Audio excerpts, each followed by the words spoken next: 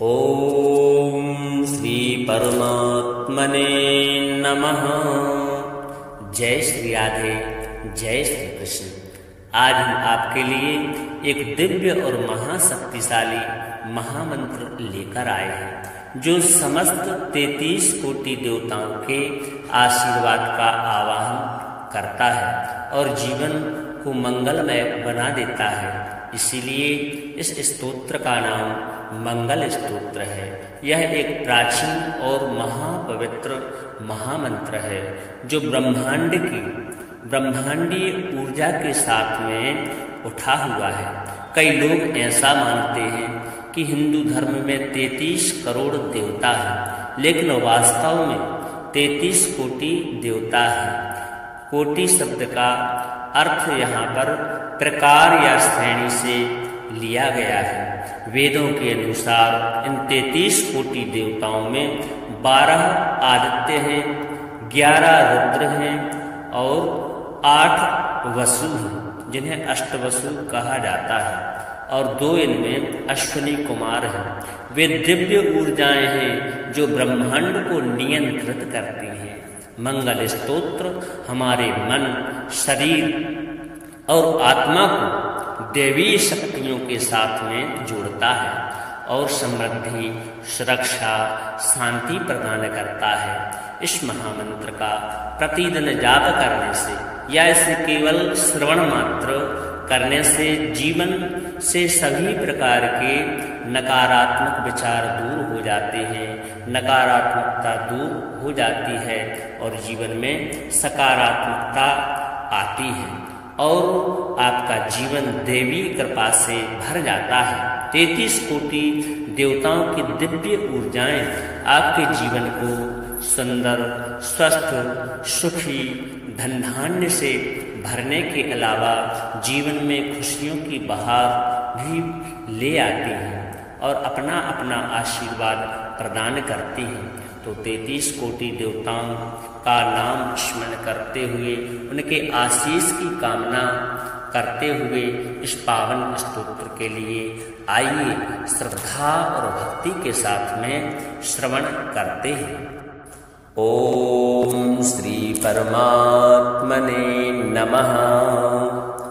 अथ मंगल स्तोत्रम्। गणाधिपो भानु शशिधरा सुतो बुधो गुरुर्भार्गव सूर्य नंदनः राहुश्च केतुश्च परं नवग्रहाः कुर्वन्तु वः पूर्ण मनोरथं सदा उपेन्द्र इन्द्रो वरुणो हुतासनः त्रिविक्रमो भानुसखश्चतुर्भुजः गन्धर्वयक्षो रगसिद्धचारणाः कुर्वन्तु वः पूर्णमनोरथं सदा नलो दधीचिः सगरः पुरुरवा शाकुन्तलेयो भरतो धनञ्जयः रामत्रयं वैन्यवलीयुधिष्ठिरः कुर्वन्तु वः पूर्णमनोरथं सदा मनुर्मरीचिर्भृगुदक्षिणारदाः पाराशरो व्यास वसिष्ठ भार्गवाः वाल्मीकि कुम्भोद्भव गर्ग गौतमाः कुर्वन्तु वः पूर्णमनोरथं सदा रंभा शची सत्यवती च देवकी गौरी च लक्ष्मीश्च दितेश्च रुक्मिणी कूर्मो गजेन्द्रः सचराचराधरा कुर्वन्तु वः पूर्णमनोरथं सदा गंगा च क्षिप्रा यमुना सरस्वती गोदावरी नेत्रवती च नर्मदा स्वचंद्रभागा वरुणा कुर्वन्तु वः पूर्णमनोरथं सदा। तुङ्गप्रभासो गुरुचक्रपुष्करं गया विमुक्तावदरीवटेश्वरः केदारपम्पा सरसश्च नैमिषं कुर्वन्तु वः पूर्णमनोरथं सदा। शङ्खश्च दूर्वासितपात्रचामरं मणिप्रदीपो वररत्नकाञ्चनं सम्पूर्णकुम्भः सुहृतो हुतासनः कुर्वन्तु वः पूर्णमनोरथं सदा। प्रयाणकाले यदि वा सुमङ्गले प्रभातकाले चरणपाभिषेचने धर्मार्थकामाय जयाय भासितं व्यासेन कुर्यात्तु मनोरथं हि तत्। गणाधिपो भानुशशीधरासुतो बुधो गुरुर्भार्गव सूर्यनन्दनाः राहुश्च केतुश्च परं नवग्रहाः कुर्वन्तु वः पूर्णमनोरथं सदा। उपेन्द्र इन्द्रो वरुणो हुतासनस्त्रिविक्रमो भानुसखश्चतुर्भुजः गन्धर्वयक्षोरगसिद्धचारणाः कुर्वन्तु वः पूर्णमनोरथं सदा। नलो दधीचिः सगरः पुरुरवा शाकुन्तलेयो भरतो धनञ्जयः रामत्रयं वैन्यवली युधिष्ठिरः कुर्वन्तु वः पूर्णमनोरथं सदा। मनुर्मरीचिर्भृगुदक्षिणारदाः पाराशरो व्यासवसिष्ठभार्गवाः वाल्मीकिकुम्भोद्भवगर्गगौतमाः कुर्वन्तु वः पूर्णमनोरथं सदा। रम्भा शची सत्यवती च देवकी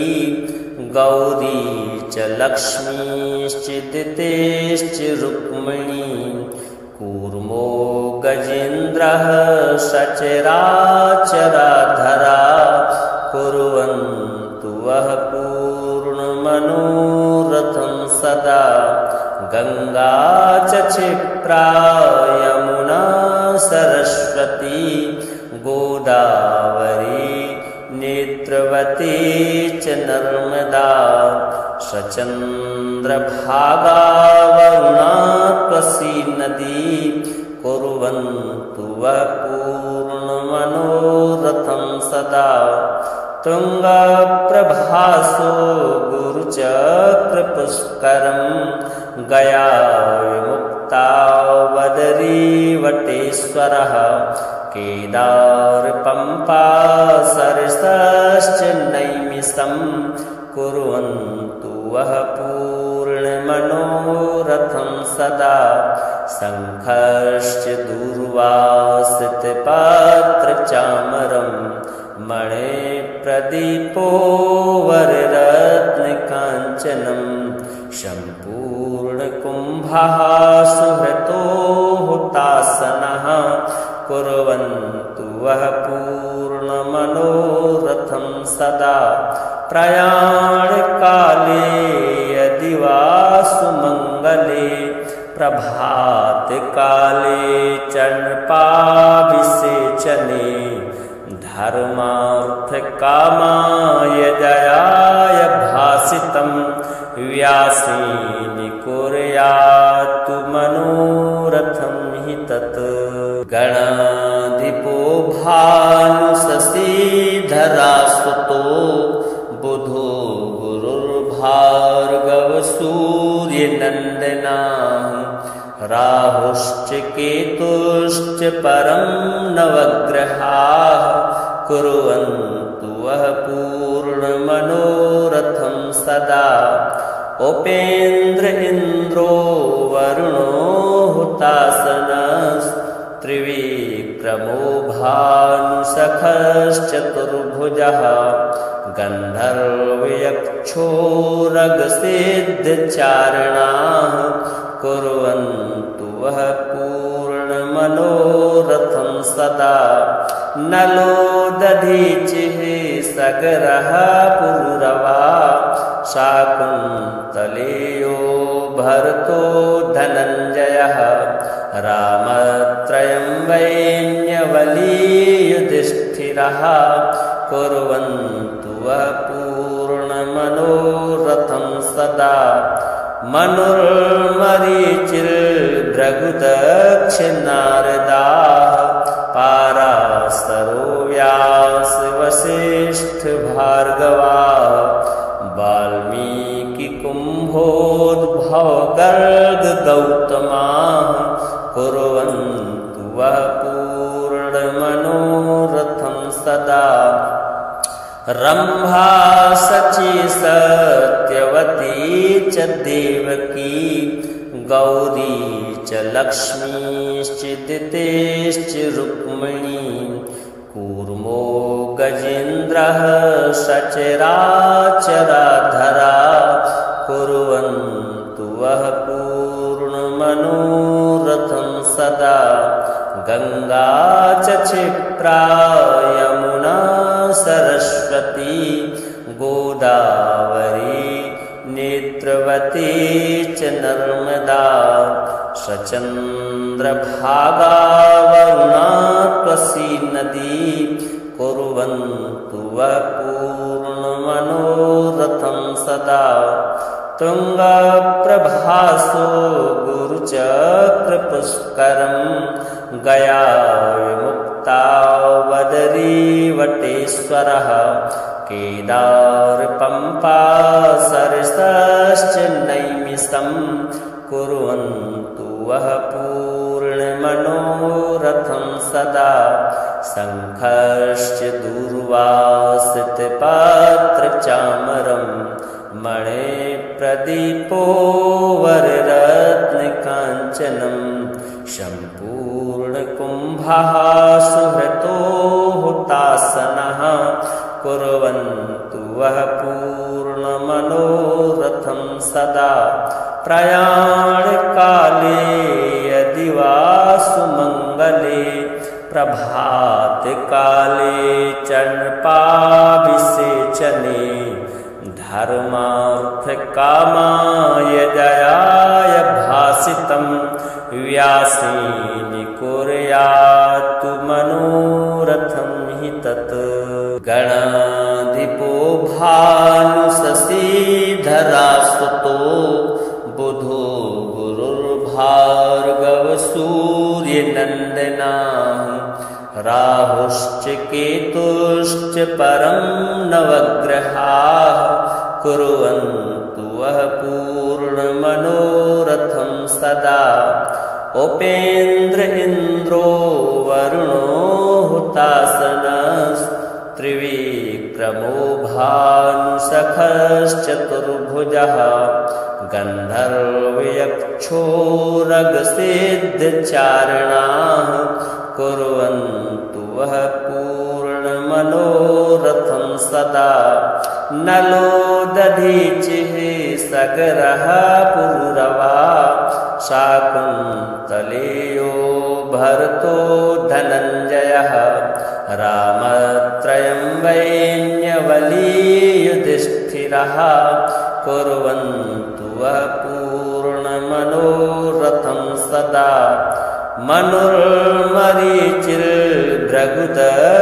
मनुर्मरीचिर्भृगुदक्षिणारदाः पाराशरो व्यासवसिष्ठभार्गवाः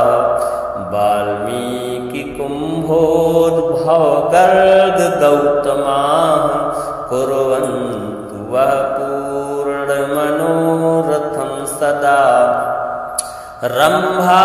सची सत्यवती च देवकी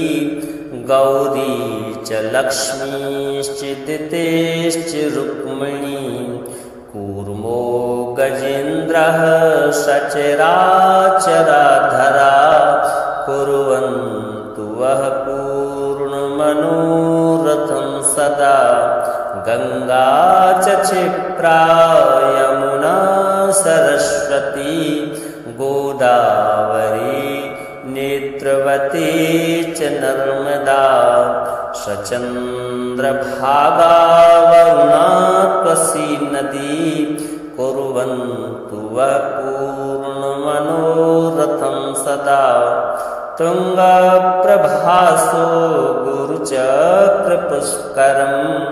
गया विमुक्ता वदरीवटेश्वरः केदारपम्पा सरसश्च नैमिषं कुर्वन्तु वः पूर्णमनोरथं सदा शङ्खश्च दूर्वासितपात्रचामरं मणिप्रदीपो वररत्नकाञ्चनं सम्पूर्णकुम्भः सुहृतो हुतासनः कुर्वन्तु वः पूर्णमनोरथं सदा प्रयाणकाले यदि वा सुमङ्गले प्रभातकाले चर्पणाभिषेचने धर्मार्थकामाय जयाय भासितं व्यासेन कुर्यात् मनोरथं हि तत् गणाधिपो भानुशशीधरासुतो बुधो गुरुर्भार्गव सूर्यनन्दनः राहुश्च केतुश्च परं नवग्रहाः कुर्वन्तु वः पूर्णमनोरथं सदा उपेन्द्र इन्द्रो वरुणो हुतासनस्त्रिविक्रमो भानुसखश्चतुर्भुजः गन्धर्वयक्षोरगसिद्धचारणाः कुर्वन्तु वः पूर्णमनोरथं सदा नलो दधीचिः सगरः पुरुरवा शाकुन्तलेयो भरतो धनञ्जयः रामत्रयं वैन्यवली युधिष्ठिरः कुर्वन्तु वः पूर्णमनोरथं सदा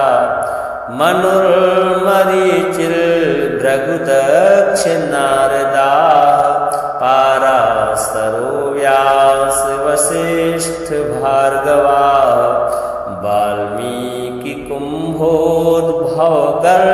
वाल्मीकिकुम्भोद्भवगर्गगौतमाः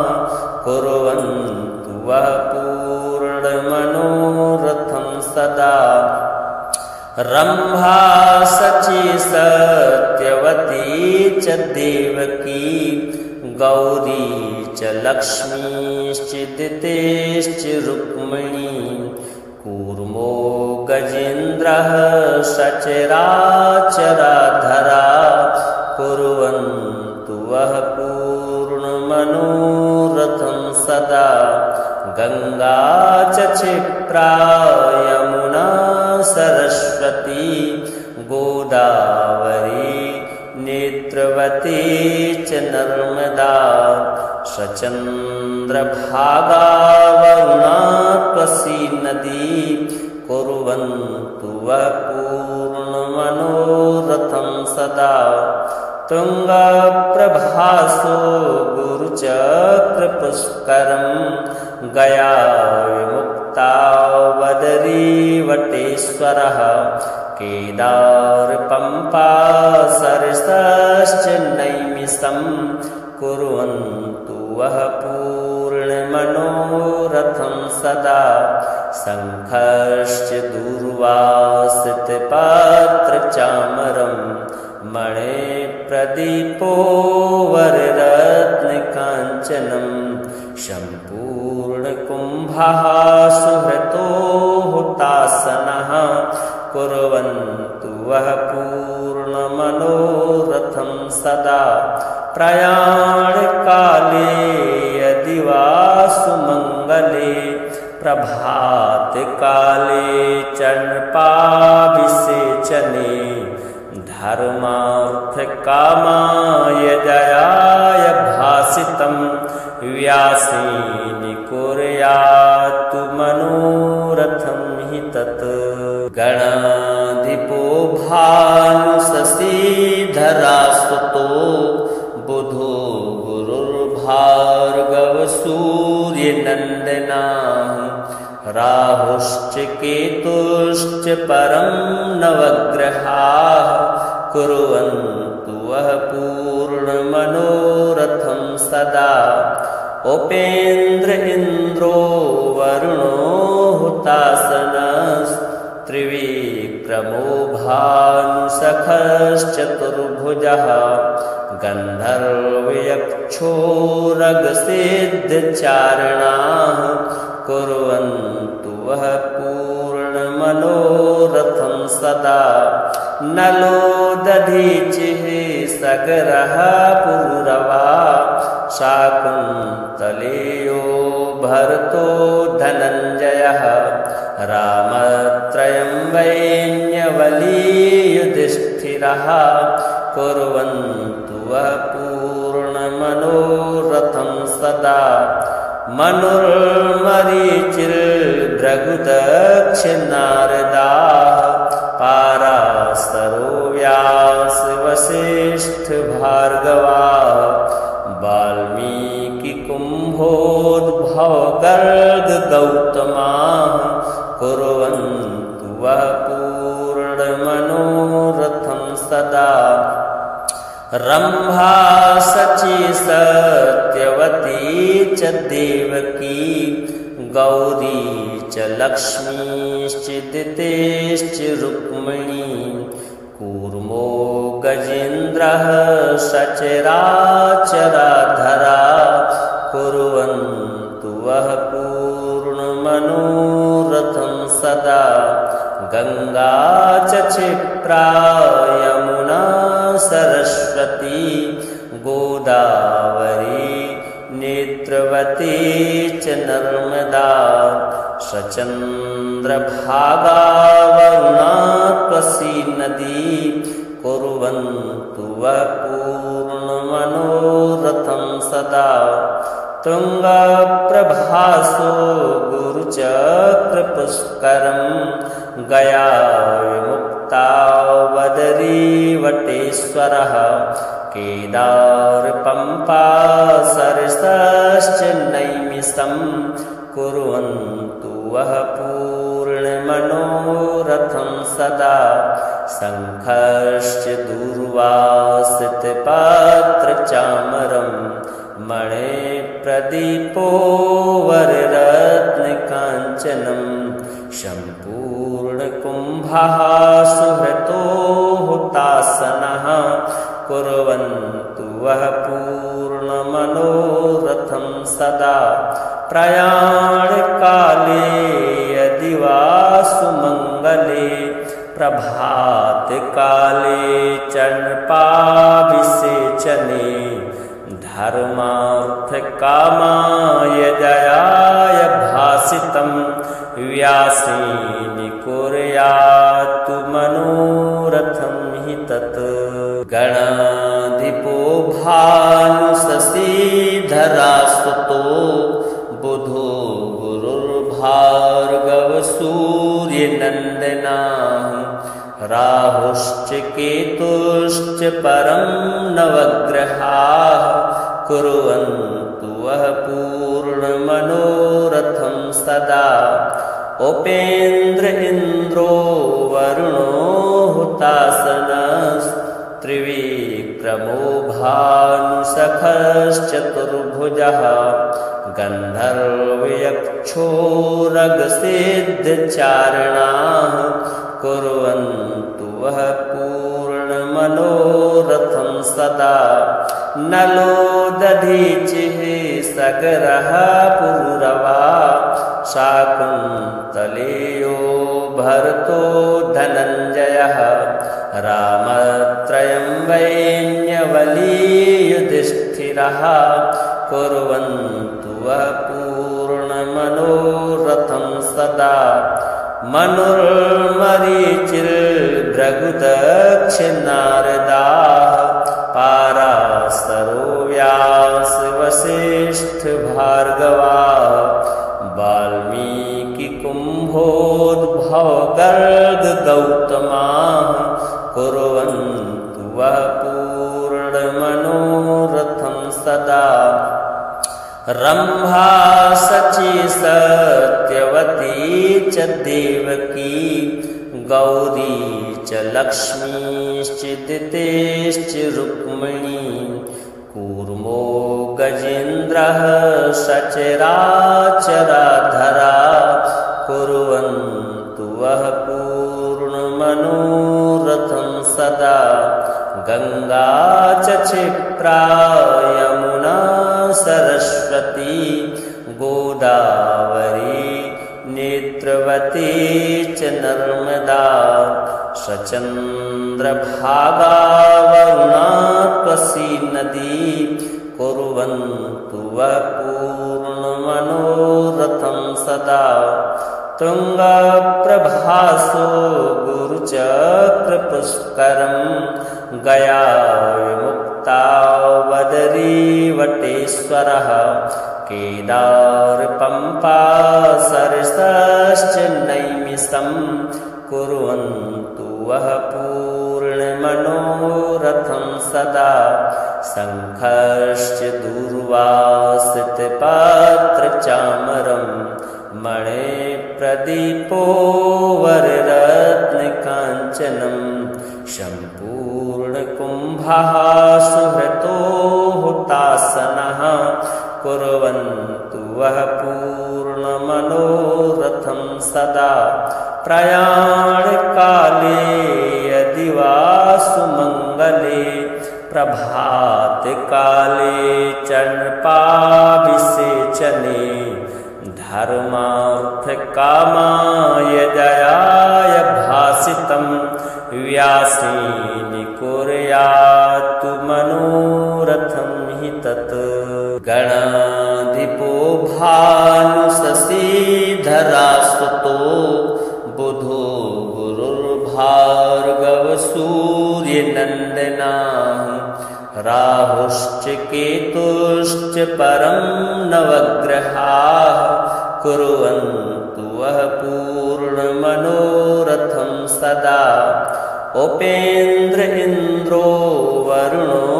हुतासनस्त्रिविक्रमो भानुसखश्चतुर्भुजः गन्धर्वयक्षोरगसिद्धचारणाः कुर्वन्तु वः पूर्णमनोरथं सदा नलो दधीचिः सगरः पुरुरवा शाकुन्तलेयो भरतो धनञ्जयः रामत्रयं वैन्यवली युधिष्ठिरः कुर्वन्तु वः पूर्णमनोरथं सदा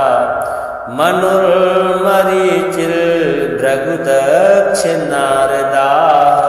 पाराशरो व्यास वसिष्ठ भार्गवाः वाल्मीकि कुम्भोद्भव गर्ग गौतमाः कुर्वन्तु वः पूर्णमनोरथं सदा रंभा सची सत्यवती च देवकी गौरी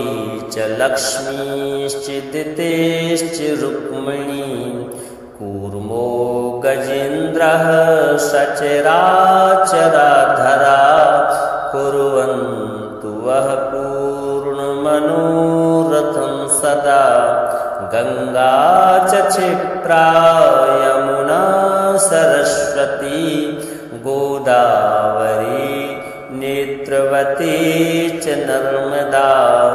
सचन्द्रभागा वरुणा कोसी नदी कुर्वन्तु वः पूर्णमनोरथं सदा। तुङ्गप्रभासो गुरुचक्रपुष्करं गया विमुक्तावदरीवटेश्वरः केदारपम्पा सरसश्च नैमिषं कुर्वन्तु वः पूर्णमनोरथं सदा। शङ्खश्च दूर्वासितपात्रचामरं मणिप्रदीपो वररत्नकाञ्चनं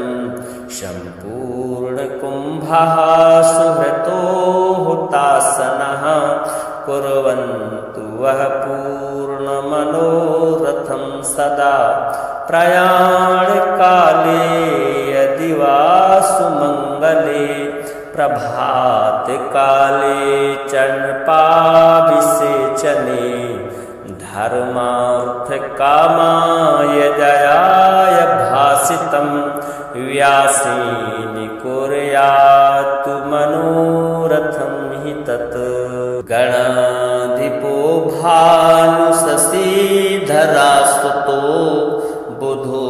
गुरुर्भार्गव सूर्यनन्दनः राहुश्च केतुश्च परं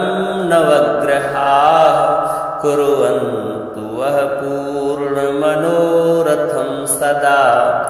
उपेन्द्र इन्द्रो वरुणो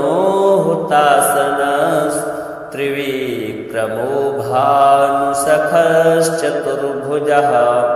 गन्धर्वयक्षोरगसिद्धचारणाः कुर्वन्तु वः पूर्णमनोरथं सदा। नलो दधीचिः सगरः पुरुरवा शाकुन्तलेयो भरतो धनञ्जयः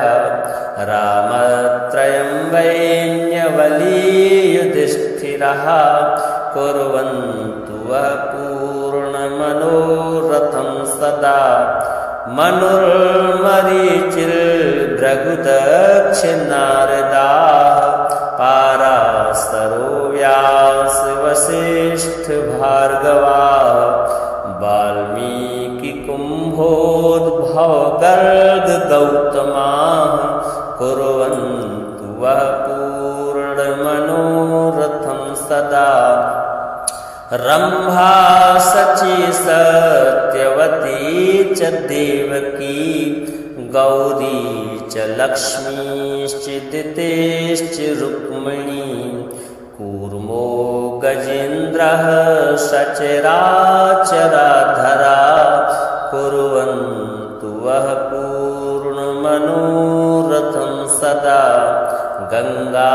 च क्षिप्रा यमुना सरस्वती गोदावरी नेत्रवती च नर्मदा सचन्द्रभागा वरुणा कोसी नदी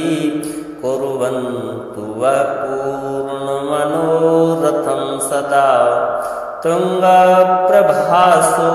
गुरुचक्रपुष्करं गया विमुक्तावदरीवटेश्वरः केदारपम्पा सरसश्च नैमिषं कुर्वन्तु वः पूर्णमनोरथं सदा। शङ्खश्च दूर्वासितपात्रचामरं मणिप्रदीपो वररत्नकाञ्चनं सम्पूर्णकुम्भः सुहृतो हुतासनः कुर्वन्तु वः पूर्णमनोरथं सदा। प्रयाणकाले यदि वा सुमङ्गले प्रभातकाले चण्पाभिषेचने धर्मार्थकामाय जयाय भासितं व्यासेन कुर्यात्तु मनोरथं हि तत्। गणाधिपो भानुशशीधरास्तुतो बुधो गुरुर्भार्गव सूर्यनन्दनः राहुश्च केतुश्च परं नवग्रहाः कुर्वन्तु वः पूर्णमनोरथं सदा। उपेन्द्र इन्द्रो वरुणो हुतासनस्त्रिविक्रमो भानुसखश्चतुर्भुजः गन्धर्वयक्षोरगसिद्धचारिणाः कुर्वन्तु वः पूर्णमनोरथं सदा। नलो दधीचिः सगरः पुरुरवा शाकुन्तलेयो भरतो धनञ्जयः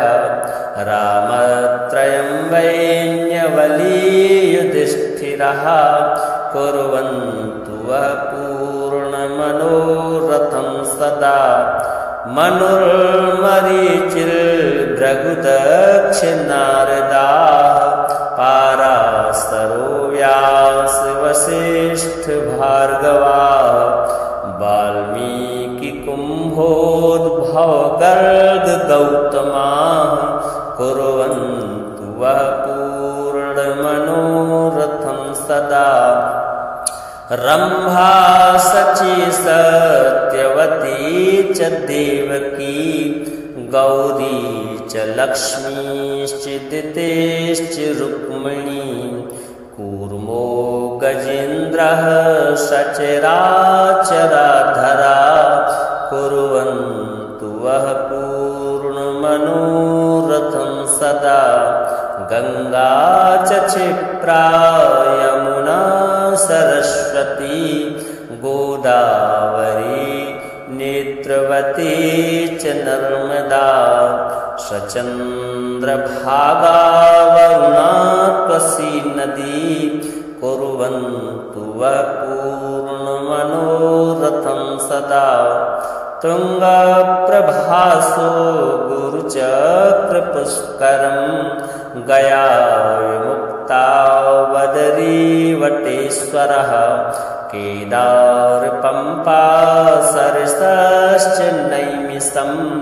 कुर्वन्तु वः पूर्णमनोरथं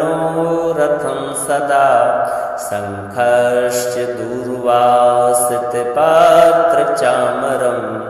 मणिप्रदीपो वररत्नकाञ्चनं सम्पूर्णकुम्भः सुहृतो हुतासनः कुर्वन्तु वः पूर्णमनोरथं सदा। प्रयाणकाले यदि वा सुमङ्गले प्रभातकाले चर्पणाभिषेचने धर्मार्थकामाय जयाय भासितं व्यासेन कुर्यात् मनोरथं हि तत्। गणाधिपो भानुशशीधरासुतो बुधो गुरुर्भार्गवसूर्यनन्दनाः राहुश्च केतुश्च परं नवग्रहाः कुर्वन्तु वः पूर्णमनोरथं सदा।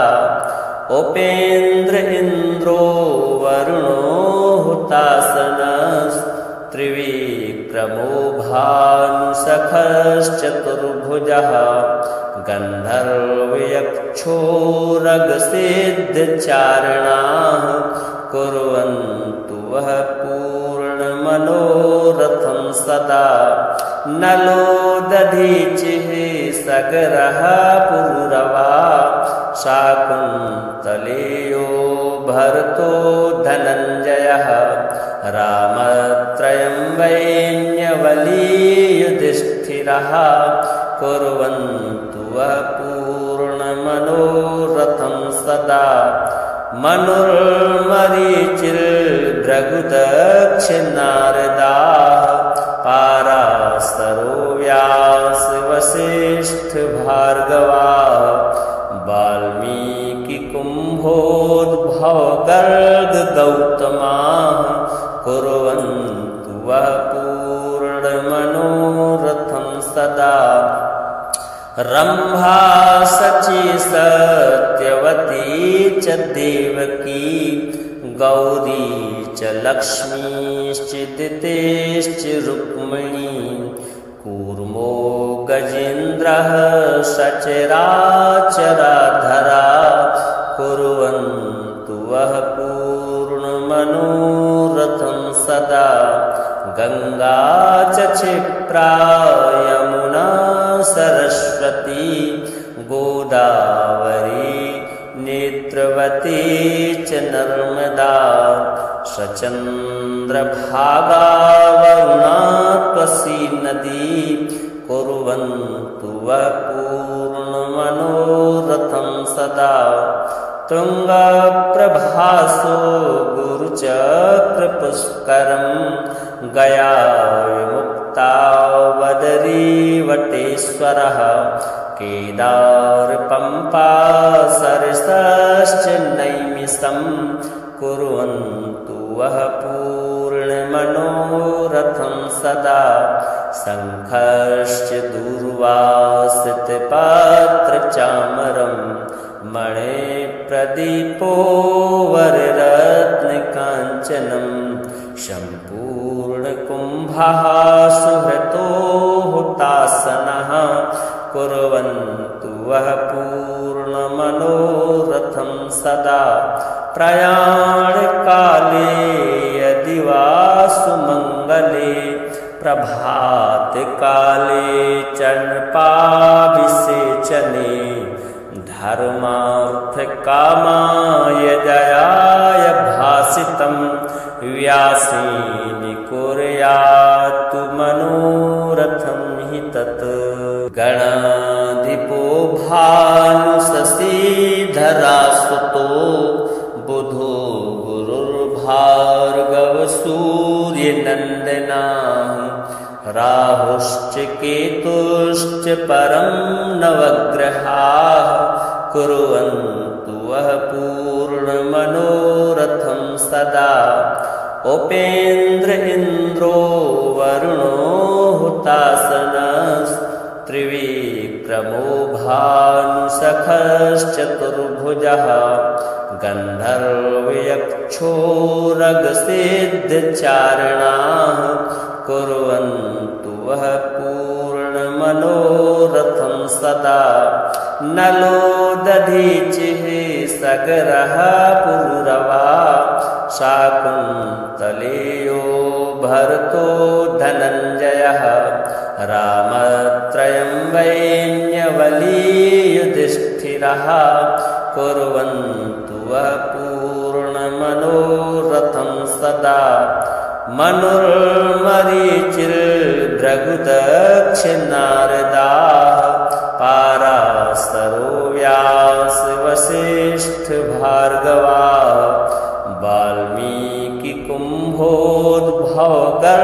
वाल्मीकिकुम्भोद्भवगर्गगौतमाः कुर्वन्तु वः पूर्णमनोरथं सदा रम्भा शची सत्यवती च देवकी गौरी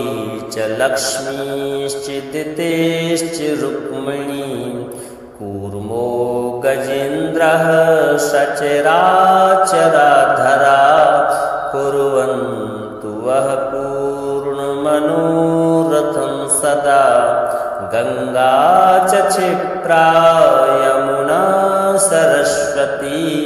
गोदावरी नेत्रवती च नर्मदा सचन्द्रभागा वरुणा त्वसी नदी कुर्वन्तु वः पूर्णमनोरथं सदा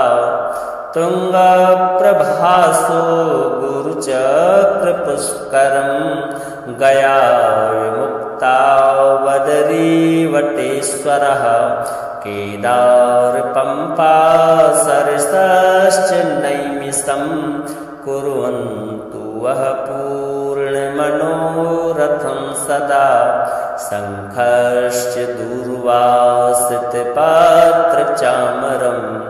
मणिप्रदीपो वररत्नकाञ्चनं सम्पूर्णकुम्भः सुहृतो हुतासनः कुर्वन्तु वः पूर्णमनोरथं सदा प्रयाणकाले यदि वा सुमङ्गले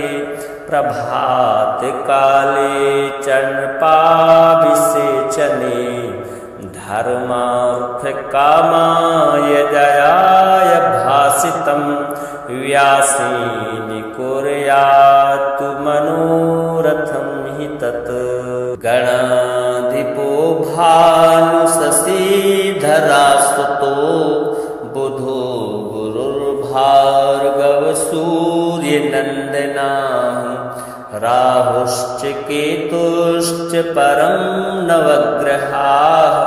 कुर्वन्तु वः पूर्णमनोरथं सदा उपेन्द्र इन्द्रो वरुणो हुतासनस्त्रिविक्रमो भानुसखश्चतुर्भुजः गन्धर्वयक्षोरगसिद्धचारणाः कुर्वन्तु वः पूर्णमनोरथं सदा नलो दधीचिः सगरः पुरुरवा शाकुन्तलेयो भरतो धनञ्जयः रामत्रयं वैन्यवली युधिष्ठिरः कुर्वन्तु वः पूर्णमनोरथं सदा मनुर्मरीचिर्भृगुदक्षिणारदाः पाराशरो व्यासवसिष्ठभार्गवाः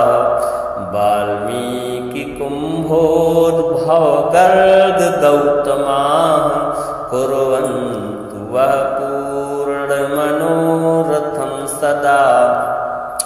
रम्भा शची सत्यवती च देवकी गौरी च लक्ष्मीश्च दितेश्च रुक्मिणी कूर्मो गजेन्द्रः सचराचराधरा कुर्वन्तु वः पूर्णमनोरथं सदा गंगा च क्षिप्रा यमुना सरस्वती गोदावरी नेत्रवती च नर्मदा सचन्द्रभागा वरुणा त्वसी नदी कुर्वन्तु वः पूर्णमनोरथं सदा तुङ्गप्रभासो गुरुचक्रपुष्करं गया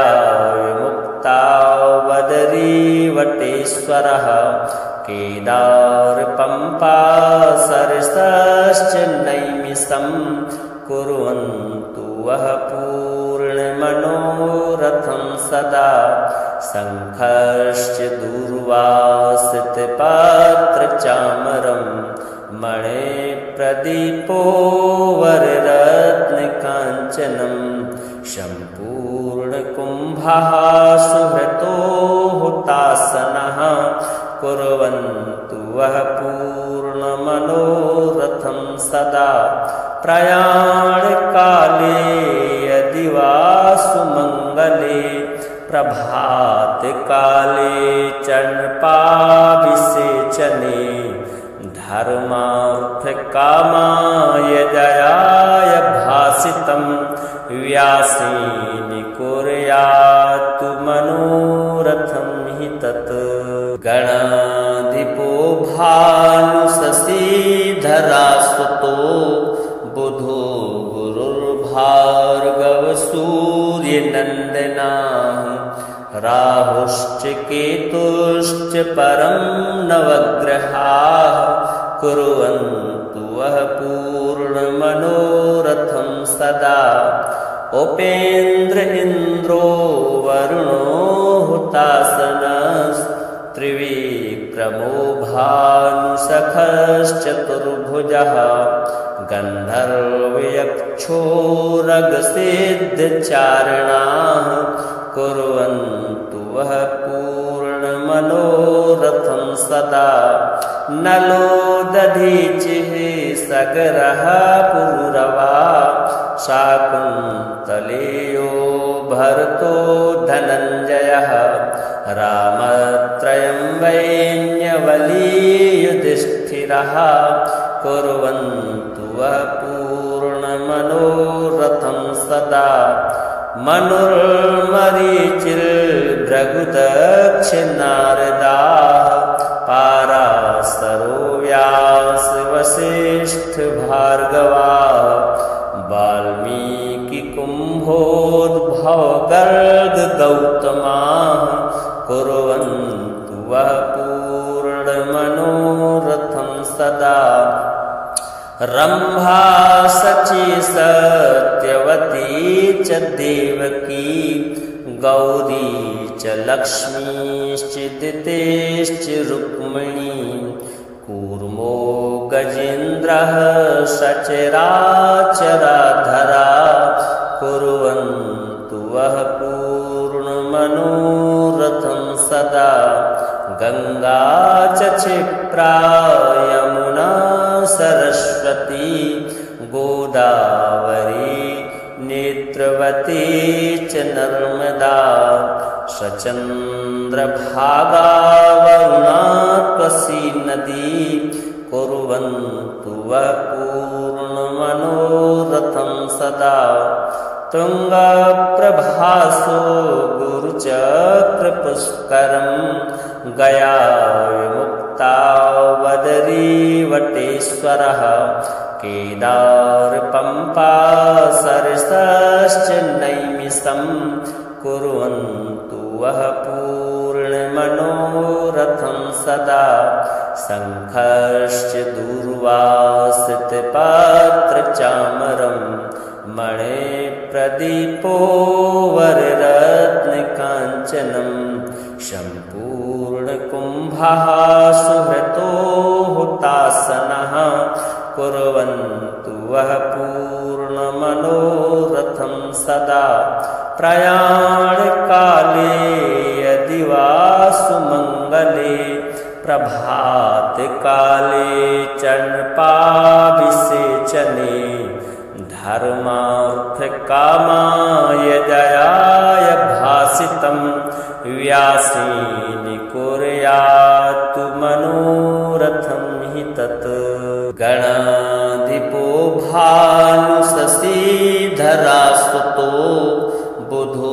गुरुर्भार्गव सूर्यनन्दनः राहुश्च केतुश्च परं नवग्रहाः कुर्वन्तु वः पूर्णमनोरथं सदा उपेन्द्र इन्द्रो वरुणो हुतासनस्त्रिविक्रमो भानुसखश्चतुर्भुजः गन्धर्वयक्षोरगसिद्धचारणाः कुर्वन्तु वः पूर्णमनोरथं सदा नलो दधीचिः सगरः पुरुरवा शाकुन्तलेयो भरतो धनञ्जयः रामत्रयं वैन्यवली युधिष्ठिरः कुर्वन्तु वः पूर्णमनोरथं सदा मनुर्मरीचिर्भृगुदक्षिणारदाः पाराशरो व्यासवसिष्ठभार्गवाः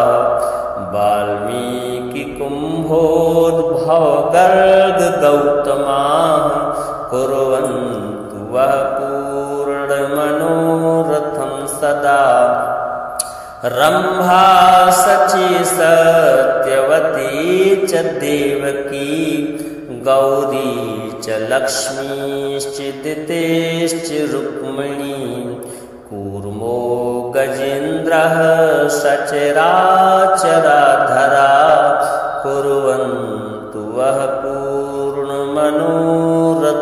सदा गंगा च क्षिप्रा यमुना सरस्वती गोदावरी नेत्रवती च नर्मदा सचन्द्रभागा वरुणा त्वसी नदी कुर्वन्तु वः पूर्णमनोरथं मनोरथं सदा तुङ्गप्रभासो गुरुचक्रपुष्करं गया विमुक्ता वदरीवटेश्वरः केदारपम्पा सरसश्च नैमिषं कुर्वन्तु वः पूर्णमनोरथं सदा शङ्खश्च दूर्वासितपात्रचामरं मणिप्रदीपो वररत्नकाञ्चनं सम्पूर्णकुम्भः सुहृतो हुतासनः कुर्वन्तु वः पूर्णमनोरथं सदा प्रयाणकाले यदि वा सुमङ्गले प्रभातकाले चरणपाभिषेचने